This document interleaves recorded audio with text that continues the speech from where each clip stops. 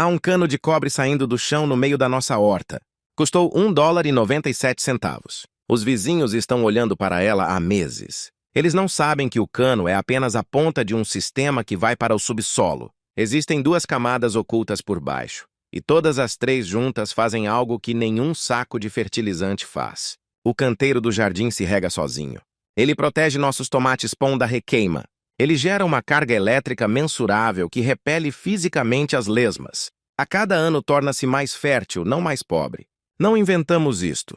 Uma versão deste sistema alimentou uma civilização inteira na Amazônia há 2000 anos. Um relojoeiro escocês provou a parte elétrica deste sistema em 1841. Um professor francês descobriu acidentalmente a metade antifúngica em 1885 e uma equipe da Northwestern University confirmou a metade biológica no ano passado. Estes não são 4 truques separados. Estas são 4 partes de um sistema. Um sistema que foi discretamente deixado de lado por uma indústria que lucra enquanto o solo continua faminto e os jardineiros continuam a vir com carteiras abertas. Na Alemanha e na Europa Oriental, há séculos que os agricultores enterram madeira debaixo dos canteiros dos seus jardins. Eles chamam isso de Hügelkultur, cultura da colina. A técnica foi popularizada pelo agricultor austríaco Sepp Holzer, que criou jardins produtivos nas alturas alpinas, onde todos diziam que a agricultura era impossível. A prática em si é muito mais antiga. Os agricultores de toda a Europa Central têm feito isto há gerações, sem livros ou nomes. Enterrar a madeira, ver o que cresce. O método é simples: cavar uma vala ou empilhar toras no chão, cobrir com galhos, folhas e composto, cobrir tudo com terra e plantar.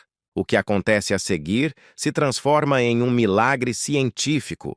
A madeira enterrada começa a se decompor e absorve água como uma esponja. Um tronco grande pode conter várias vezes o seu próprio peso em umidade. Durante os períodos de seca, a água acumulada volta lentamente para o solo circundante, mantendo as raízes hidratadas sem um único gotejamento da mangueira. Os jardineiros que construíram esses canteiros com ampla massa de madeira relatam que pararam de regar completamente após o segundo ano.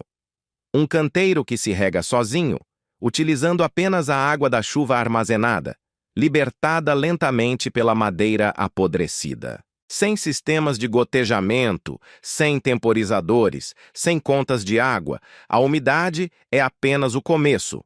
O processo de decomposição gera calor à medida que bilhões de micro-organismos que digerem a madeira produzem energia térmica como subproduto. A temperatura dentro de uma árvore em decomposição pode ser vários graus mais quente do que a do solo circundante.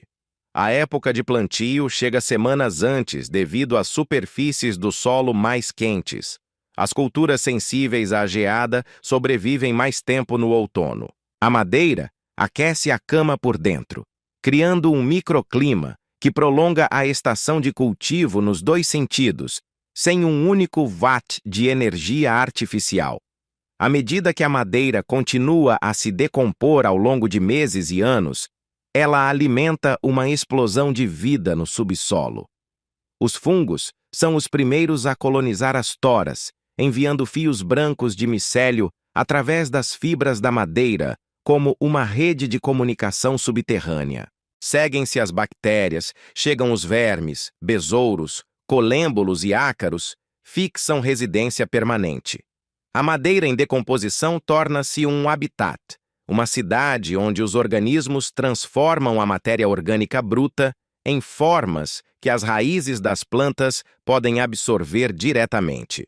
Um grande canteiro, Hügelkultur, construído com toras substanciais, pode continuar a produzir por mais de 10 anos antes que a madeira se decomponha completamente. Quando isso finalmente acontece, o que resta é um solo profundo, escuro e quebradiço que os jardineiros invariavelmente descrevem como o melhor solo para cultivo.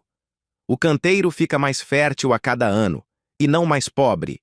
Isto por si só destrói todas as suposições das quais a indústria de fertilizantes depende. Em janeiro de 2024, uma equipe da Northwestern University publicou uma pesquisa sobre o que chamou de célula de combustível de lama.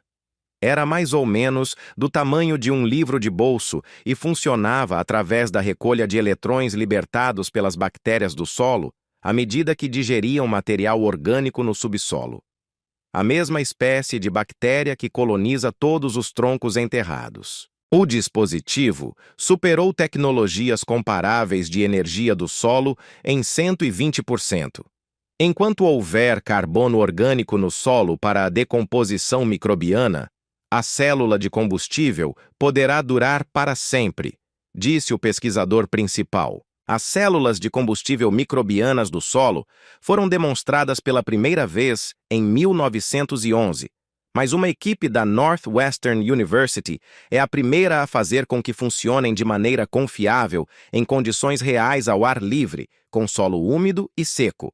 Considere o que isso significa para um tronco enterrado. Enquanto houver carbono orgânico no solo, o que é um tronco enterrado se não carbono orgânico?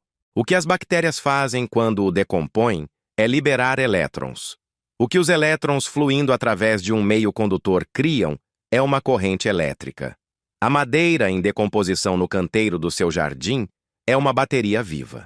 Tem funcionado sob todas as florestas da Terra desde que os humanos existem. Ninguém empacotou porque ninguém conseguia vendê-lo. Mas uma árvore tem um problema. Os nutrientes que liberta são levados pelo perfil do solo pela chuva e ficam fora do alcance das raízes das plantas. 8.000 quilômetros a sul das Quintas Alemãs, nas profundezas da selva amazônica, os cientistas descobriram manchas de solo tão pretas que parecem ter sido pintadas com tinta. Os moradores locais a chamam de terra preta do índio, a terra escura dos índios. Esses solos não deveriam existir. O solo natural da Amazônia é ralo, ácido e pobre em nutrientes, e o calor tropical decompõe a matéria orgânica tão rapidamente que quase nada se acumula. No entanto, aqui, rodeados por algumas das piores terras agrícolas da Terra, existem extensões de terra tão ricas que têm produzido continuamente alimentos durante mais de 2.000 anos sem um único fertilizante químico. A camada fértil atinge 2 metros de profundidade.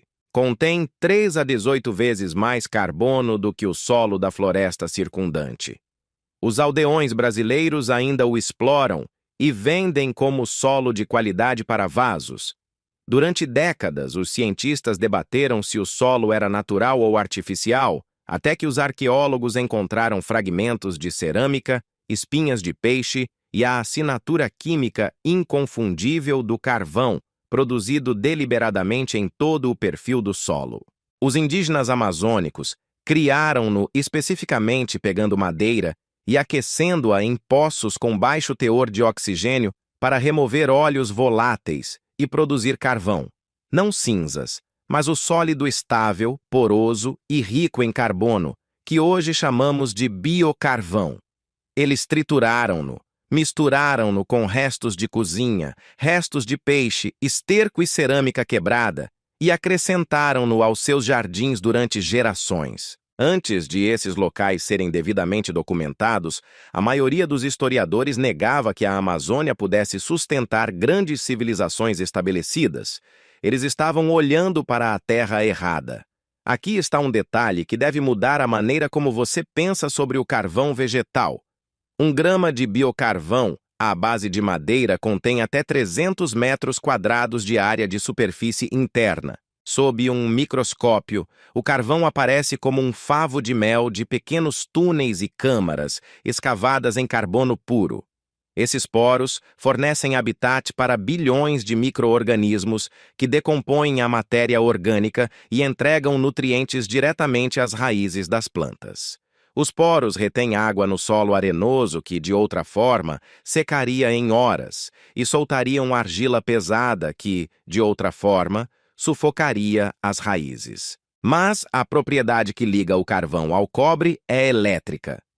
Biochar carrega uma forte carga superficial negativa. A sua superfície é revestida com grupos químicos contendo oxigênio que lhe conferem o que os cientistas do solo chamam de elevada capacidade de troca catiônica. Atua como um ímã para íons nutrientes. Partículas carregadas positivamente, cálcio, potássio, amônio, zinco e magnésio, são atraídas para a superfície do carvão e permanecem lá, em vez de serem levadas pela próxima tempestade. O solo regular permite que os nutrientes sejam lixiviados, o biochar os retém e os armazena diretamente na zona da raiz. Fundamental para o que estamos construindo aqui, pesquisas revisadas por pares de vários países confirmam que a adição de biocarvão ao solo aumenta de forma mensurável a sua condutividade elétrica. Você não está apenas melhorando a terra com nutrientes, você está atualizando-a para um ambiente elétrico melhor. Esta propriedade única é a ponte entre o carvão antigo e a descoberta feita por um relojoeiro escocês em 1841. É aqui que a história toma o seu rumo mais estranho. Há mais uma coisa na Terra Preta que a torna diferente de tudo na história da agricultura. O solo se regenera. Os agricultores brasileiros relatam que a terra preta cresce cerca de 1 centímetro por ano. Os cientistas confirmam que o biochar cria um ambiente microbiano tão favorável que a comunidade puxa continuamente novo material orgânico para a estrutura do solo. À medida que as folhas frescas caem, os micróbios as colonizam, decompõem-nas e incorporam carbono na matriz de carbono existente. O solo constrói-se sem intervenção humana, exatamente o oposto de todos os sistemas agrícolas utilizados hoje em dia. Quando você adiciona madeira enterrada sob o carvão, você alimenta o sistema por baixo, enquanto a natureza o alimenta por cima. A fertilidade aumenta, não diminui. Alexander Bain pegou uma placa de zinco e uma placa de cobre. Enterrou-as a cerca de 1 metro de distância em solo úmido e conectou-as com arame. O solo produziu aproximadamente 1 volt de corrente contínua estável. O zinco é mais reativo que o cobre. Quando ambos os metais estão em um ambiente contendo íons dissolvidos, o zinco começa a ceder elétrons. Esses elétrons fluem através do fio até o cobre, produzindo corrente utilizável. Solo úmido subterrâneo carrega íons carregados entre as placas para completar o circuito. Bain usou essa corrente para alimentar o primeiro relógio elétrico do mundo. Sua patente britânica, número 8.1783, cobre todos os detalhes. O dispositivo funcionou durante meses, sem dar corda, sem reabastecer, sem manutenção. Apenas uma corrente silenciosa, extraída da química sob seus pés. Em poucos anos, as companhias telegráficas em toda a Grã-Bretanha adotaram o mesmo princípio, enterrando placas de cobre e zinco sob estações retransmissoras e usando o solo como condutor de retorno. O método de retorno à terra reduziu pela metade a necessidade de fio de cobre. As estações ao longo da ferrovia Edimburgo-Glasgow funcionavam com corrente retirada do solo. Mas o detalhe que deveria lançar a revolução agrícola nunca aconteceu. Os telegrafistas e os agricultores locais notaram que a erva que crescia diretamente acima das placas enterradas era diferente. Mais escuro, mais denso, mais alto e não em pequena quantidade, tão óbvio que poderia ser notado à distância.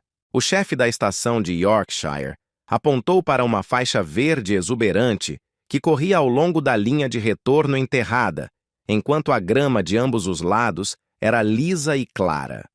O avistamento foi repetido em toda a Inglaterra e Escócia.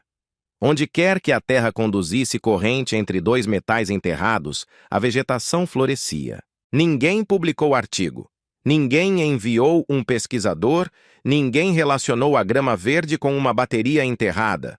A observação foi transmitida de boca em boca e depois esquecida silenciosamente, mas não completamente.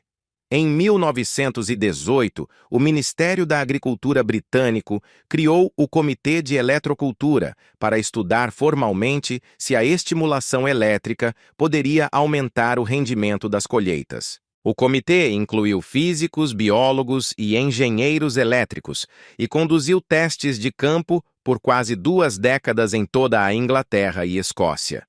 Suas descobertas se espalharam por 18 relatórios provisórios que documentavam o que os trabalhadores do telégrafo viam com seus próprios olhos. Nas próprias palavras do comitê, os campos elétricos tiveram um efeito muito perceptível no desenvolvimento do crescimento das plantas. Os resultados foram tão significativos que a questão do trabalho da comissão foi levantada na Câmara dos Comuns em 1924 e registrada no Hansard, o registro parlamentar oficial. Então, em 1936, o comitê foi dissolvido. Os relatórios foram colocados nos arquivos nacionais sob a seção 33.913 da IAF. Parte do material foi classificado como confidencial. O estudioso David Kinahan, da University College London, examinou posteriormente o trabalho do comitê e concluiu que o efeito da eletrocultura era real e que o comitê foi fechado como resultado da pressão econômica. O ano de 1936 não foi coincidência. Foi o período exato em que os fertilizantes sintéticos se espalharam pela Europa e os lucros da agricultura química estavam a acelerar. Uma curva cresceu, a outra foi silenciosamente enterrada no arquivo. A documentação ainda está lá, os números dos processos estão registrados, a questão parlamentar está na Hansard, e um tubo de cobre de $2 colocado num solo enriquecido com biocarvão, acima de madeira em decomposição, faz numa escala miniatura exatamente o que o comitê tem documentado há 18 anos. Agora vamos conectar as 3 camadas. A madeira enterrada se decompõe, gera calor, armazena água e alimenta uma explosão de bactérias que liberam elétrons ao digerir carbono orgânico, seu motor biológico. Uma camada de biochar fica acima da madeira, prendendo todos os íons nutrientes liberados pela decomposição, retendo água em seus poros, abrigando vida microbiana em seus túneis e aumentando a condutividade elétrica do solo circundante. Este é o seu ímã de poder e ponte elétrica. O tubo de cobre fica na zona da raiz, no topo, no solo úmido e levemente ácido do jardim, que é o que a maioria dos canteiros de vegetais são naturalmente. A superfície do cobre corrói lentamente, liberando mais 2 íons de cobre no solo circundante imediato. Esses íons fazem 3 coisas documentadas ao mesmo tempo. Primeiro, eles fornecem o micronutriente cobre diretamente às raízes das plantas na forma iônica, que as plantas absorvem. O cobre é essencial para a produção de clorofila, a ativação de enzimas e a síntese de lignina, que fortalece as paredes celulares. As plantas com cobre suficiente resistem à invasão de fungos de forma mais eficaz. Tomate, beterraba, cenoura, cebola e espinafre têm maiores necessidades de cobre. Em segundo lugar, os íons de cobre criam uma zona antimicrobiana localizada. Este é um mecanismo idêntico ao que o professor de botânica francês Pierre-Marie Alexis Millardet encontrou numa vinha de Bordeaux em 1885, quando notou que as videiras pintadas com sulfato de cobre para dissuadir os estudantes ladrões de fruta resistiam a uma praga fúngica devastadora. Sua mistura, publicada no mesmo ano, aumentou o rendimento da batata em 64% em relação a um estudo de 20 anos em Vermont. A fome da batata na Irlanda de 1840, que matou 1 milhão de pessoas, foi causada exatamente pelo tipo de doença fúngica que a mistura bordalesa teria evitado. A descoberta de Millardet ocorreu 40 anos depois na Irlanda. Terceiro, a parte exposta do tubo acima da linha do solo atua como uma barreira passiva para lesmas e caracóis. Esta ligação entre o cobre e os mariscos remonta a séculos. Os navios de Cristóvão Colombo tinham cascos revestidos com cobre no final dos anos 1400, especificamente para evitar que os carunchos destruíssem a madeira. A Marinha Britânica padronizou o revestimento de cobre em toda a frota em 1780. A mesma reação eletroquímica que protegeu o casco de um navio de guerra está impedindo uma lesma de cruzar o cano do seu jardim hoje. Lesmas usam a proteína hemocianina, que contém cobre para transportar oxigênio, ao contrário dos mamíferos, que usam a hemoglobina que contém ferro. Isso os torna extremamente sensíveis ao cobre externo. Quando o muco da lesma toca o cobre, os sais dissolvidos atuam como um eletrólito, o cobre atuando como um eletrodo e o corpo da lesma como o outro. Isso gera 0,5, um ponto de volt através do animal, cerca de 2/3 de uma bateria AA. O cartucho encolhe imediatamente e não retorna. Um tubo, 3 recursos comprovados, 0 custos recorrentes. Mas é aqui que você nunca aprendeu nada disso no centro de jardinagem. Fritz Haber e Carl Bosch invadiram a produção industrial de amônia em 1909. Por volta de 1913, a primeira fábrica estava em operação. O que antes exigia anos de rotação de culturas agora pode ser entregue em uma sacola. Os agricultores americanos gastaram 300 milhões de dólares em fertilizantes sintéticos em 1945. Em 1975, esse número ultrapassava 3 bilhões de dólares. Hoje, a indústria global de fertilizantes vale mais de 200 mil milhões de dólares por ano, e o mercado de pesticidas acrescenta outros 60 mil milhões de dólares. Ambos dependem de compras repetidas a cada temporada. Um sistema permanente e subterrâneo não tinha lugar naquela economia.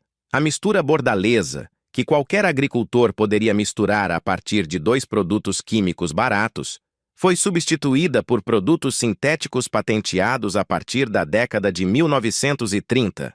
Os primeiros testes mostraram que os novos compostos aumentaram os rendimentos em apenas 23 a 35% em relação ao Bordeaux, enquanto a mistura bordalesa por si só proporcionou um aumento de 64% em relação às culturas não tratadas.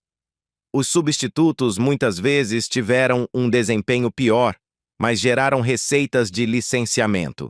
O cobre foi reformulado como obsoleto e a conversa mudou da biologia do solo para a química do solo. Hoje, o cobre é o terceiro fungicida mais utilizado no mundo, com 6 milhões de libras utilizadas anualmente somente na Califórnia. A indústria conhece o trabalho do cobre, prefere vendê-lo em garrafas de marca. Agora vamos construí-lo. Primeiro, 3 regras de segurança que podem salvar todo o canteiro do seu jardim se você segui-las e arruiná-lo se você ignorá-las. Segurança. Nunca use madeira tratada sob pressão. Ela contém arsênico e compostos de cobre cromado projetados para matar a vida biológica, que é o oposto do que estamos construindo. Nunca use madeira de nogueira preta. Ela libera o juglone químico, que é letal para tomates, pimentões, berinjelas, batatas e a maioria dos outros vegetais de jardim na zona da raiz. Nunca use madeira pintada, manchada ou envernizada. Os revestimentos contêm solventes e metais pesados que penetram no solo onde você cultiva seus alimentos. Atenha-se a madeiras limpas e não tratadas, e você eliminará todos os principais riscos. Você precisa de 3 coisas: madeira morta, carvão amassado e cano de cobre. A primeira camada é a base. Cave um canteiro a uma profundidade de 60 centímetros. Coloque os troncos e galhos maiores no fundo. Carvalho, bordo, bétula, madeira de árvore frutífera ou amieiro funcionam bem. Evite cedro e pau-brasil, que se decompõem tão lentamente que paralisam o processo por anos. A madeira ideal já começou a amolecer e apresenta os primeiros fios brancos de colonização fúngica. Isso significa que o motor da decomposição já está funcionando. Coloque gravetos menores e lascas de madeira no meio. Cubra com uma fina camada de folhas, aparas de grama ou restos de cozinha para obter nitrogênio. Este é o seu reservatório de água, motor térmico e célula de combustível microbiana. A camada 2 é a zona de carvão. Você tem 2 opções: A maneira mais fácil é comprar um saco de carvão em qualquer supermercado ou loja de ferragens. Nunca use briquetes. Eles são comprimidos com aglutinantes, enchimentos e produtos químicos para fluidos de isqueiro. Uma maneira gratuita é fazer o seu próprio. Pegue um barril de aço ou uma velha lata de lixo de metal e faça de 8 a 10 furos perto do fundo para o fluxo de ar. Preencha com galhos secos de madeira e restos de madeira, apenas não processados. Luz de cima, não de baixo, isso é chamado de combustão de fogo superior e corrente de ar ascendente. O fogo queima para baixo através da madeira, enquanto o oxigênio é alimentado para cima através dos buracos, carbonizando a madeira abaixo da frente da chama em carvão em vez de transformá-la em cinzas. Quando a madeira escurecer, mas ainda mantiver a forma, despeje água sobre tudo para parar de queimar. Faça isso ao ar livre, em uma área limpa, longe de prédios, cercas e vegetação seca. Mantenha sempre uma mangueira ou balde de água ao seu alcance. Nunca tente fazer isso em um espaço fechado. Deixe o carvão esfriar completamente antes de manuseá-lo. Independentemente de como você conseguir o carvão, triture-o até ficar do tamanho de cascalho. Antes de enterrar qualquer biochar, você deve carregá-lo. O carvão fresco está faminto quimicamente, sua enorme área de superfície irá inicialmente absorver nutrientes do solo circundante, deixando temporariamente as plantas famintas em vez de alimentá-las. Mergulhe o carvão triturado em chá composto, humus de minhoca diluído ou emulsão de peixe diluída por pelo menos 48 horas. Isso carrega os poros com nutrientes e micróbios benéficos para que o carvão comece a ser distribuído em vez de absorvido. Espalhe esse biocarvão carregado em uma camada de 10 a 15 centímetros no topo da camada de madeira. É o seu ímã de nutrientes, ponte elétrica e habitat microbiano permanente. Não se decompõe e durará mais que a madeira, o cobre e provavelmente a cerca ao redor de sua propriedade. Camada 3. Zona raiz. Cubra o carvão com 15 a 20 centímetros do melhor solo do seu jardim. É aqui que você planta. Agora pegue um pedaço de tubo de cobre tipo M de 30 a 45 centímetros. A espessura de parede mais fina e barata de qualquer loja de ferragens. Lixe a superfície com lixa para remover a camada de óxido que retarda a liberação de íons. Faça furos de 6 a 10 milímetros nos 2/3 inferiores do tubo para aumentar o contato da superfície com a umidade do solo. Enterre-o verticalmente no centro do canteiro, com 10 a 15 centímetros acima da linha do solo. Esta parte exposta é a sua barreira contra lesmas. A parte enterrada é o seu sistema de entrega de micronutrientes e escudo antifúngico. Um tubo por leito medindo 1,20 m por 2,40 m. Não exagere no cobre. O cobre é um microelemento, não um macroelemento, mas não significa melhor. Opcionalmente, pressione um único prego de zinco galvanizado no solo a 20 a 30 centímetros do tubo e 15 centímetros de profundidade. O zinco é outro micronutriente vegetal essencial necessário para a produção do hormônio do crescimento auxina. A umidade entre o cobre e o zinco cria um circuito galvânico, a mesma reação que Bain documentou em 1841. O solo enriquecido com biocarvão entre eles é um excelente eletrólito. Um multímetro pressionado contra ambos os metais deve ler entre 0,8 e 1,1 volt. Limite isso a 1 par por planta. O excesso de zinco se acumula e irá estressar as raízes e prejudicar as minhocas. Quando o prego estiver visivelmente corroído e a tensão cair abaixo de meio volt, substitua por um novo. O lado de cobre dura anos. O que esperar temporada após temporada? Durante o primeiro mês, a madeira começa a absorver a água da chuva e o cobre começa a interagir com a umidade do solo. Por volta de 6 a 8 semanas, o solo próximo ao tubo escurecerá ligeiramente, pois as propriedades antimicrobianas do cobre inibem os patógenos do solo. O dano das balas cai imediatamente porque a barreira acima do solo está ativa desde o primeiro dia. No final da primeira estação completa, as plantas mais próximas do tubo deverão apresentar visivelmente menos requeima e infecção em comparação com as plantas nas bordas do canteiro.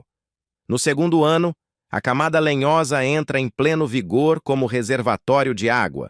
Muitos jardineiros relatam necessidades de irrigação drasticamente reduzidas. Biochar continua a capturar e reter nutrientes, construindo uma zona radicular mais rica mês após mês. A partir do terceiro ano, o canteiro começa a comportar-se como terra preta, tornando-se mais rico em vez de mais pobre, produzindo colheitas mais pesadas com menos factores de produção. Mas não acredite apenas na nossa palavra. Acompanhe seus resultados, separa a experimentação no jardim das boas intenções. Compre um refratômetro barato e faça leituras de Brix nas folhas das plantas a cada 2 semanas.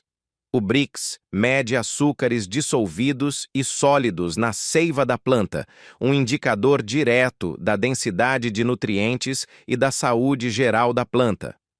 Brix mais alto significa plantas saudáveis, que também são mais resistentes a pragas e doenças. Faça uma leitura de tensão do seu par cobre-zinco com um multímetro digital básico. Pressione uma ponta de prova no cobre, uma no zinco, você deverá ver 0,8 a 1,1 volt. Tire uma foto das plantas ao lado de uma régua ou régua toda semana para ter um registro visual do crescimento. Pese a sua colheita no final da temporada numa balança de cozinha. É fundamental manter uma linha de referência. Plante as mesmas sementes no mesmo solo, com a mesma luz solar e a mesma água, mas sem madeira, sem carvão e sem cobre. Deixe 2 canteiros crescerem lado a lado. Deixe os números contarem a história. Documente tudo. Compartilhe os resultados nos comentários. É assim que a observação de quintal se torna uma ciência reproduzível. É assim que restauramos a base de evidências que estava arquivada nos arquivos do governo há 90 anos. Agora vamos colocar isso em perspectiva. Um saco de fungicida sintético custa de 8 a 15 dólares e requer reaplicação de 4 a 6 vezes por temporada. Os pellets de lesmas custam de 10 a 15 dólares por temporada. Os suplementos de micronutrientes de cobre custam de 8 a 12 dólares. Adicione composto e você receberá de 60 a mais de 100 dólares por ano por canteiro elevado. Em 10 anos, são 600 a 1.000 dólares. Algumas toras mortas não custam nada. Um saco de carvão custa 4 dólares. Um tubo de cobre custa 2 dólares. Um prego de zinco custa centavos. A instalação total é inferior a 10 dólares.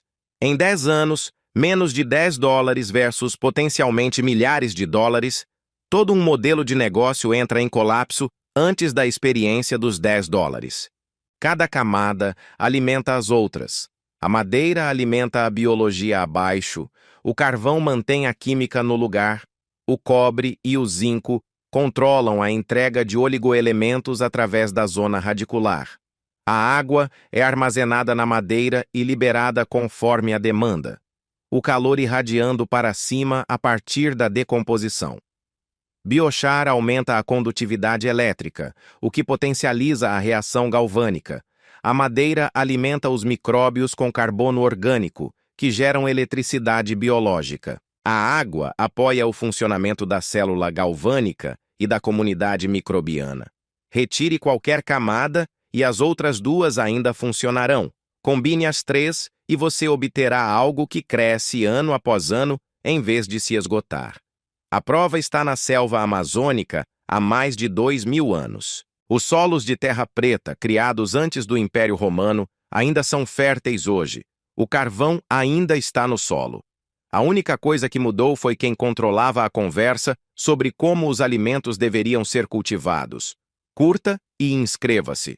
Cada pessoa que constrói uma dessas camas é um cliente a menos que compra 4 produtos separados a cada temporada. Se isso parece algo que vale a pena compartilhar com alguém que faz jardinagem, vá em frente. Você está dando a eles informações que toda uma indústria manteve invisível por décadas. Estamos construindo o canal em torno de uma ideia. As ferramentas mais eficazes para o cultivo de alimentos já foram descobertas. Custam quase nada e quase nunca são o que é anunciado. Nós desenterramos a ciência que foi enterrada e a colocamos de volta onde ela pertence, no seu solo, cultivando seus alimentos. No próximo vídeo, levantamos outra cortina de sigilo e você aprenderá um segredo muito importante que as elites mundiais não querem que você saiba.